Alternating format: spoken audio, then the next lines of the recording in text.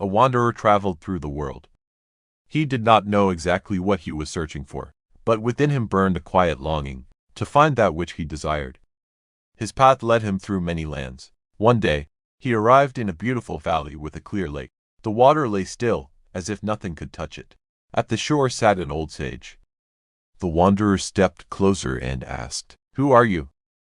The sage did not reply. Instead, he slowly raised his hand and pointed to the calm surface of the water. The wanderer followed his gaze. After a moment, he asked, "What do you mean? What are you pointing at?" The sage picked up two small stones and let them fall into the water, one after the other. Ripples spread outward, soft and flowing. Something inside the wanderer began to rise. The confusion overwhelmed him, and impatience rose within him. "I don't understand. Answer me," he shouted. At that very moment, a strong wind swept across the lake. The surface rippled, waves danced wildly in all directions. The sage looked at him calmly. Then, he raised his hand again, this time, to signal the wanderer to sit. Hesitantly, the wanderer sank next to him to the ground.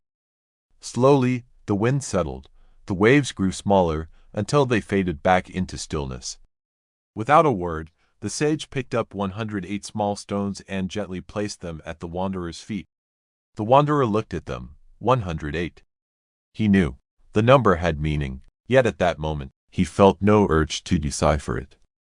After a while, he picked up a stone and threw it into the lake. The stone disappeared beneath the surface, ripples spreading outward. Then, he took a second stone and threw it in. A third. A fourth.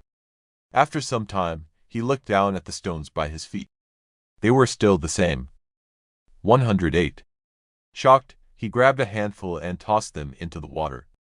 But their number remained unchanged. He tried again, and again.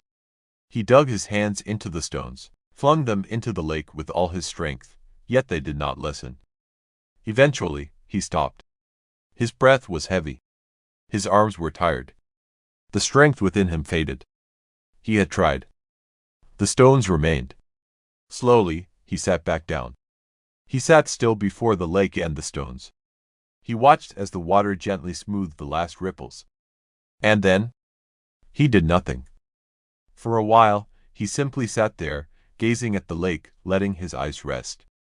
The water reflected the sky, the light, the soft movements of the wind.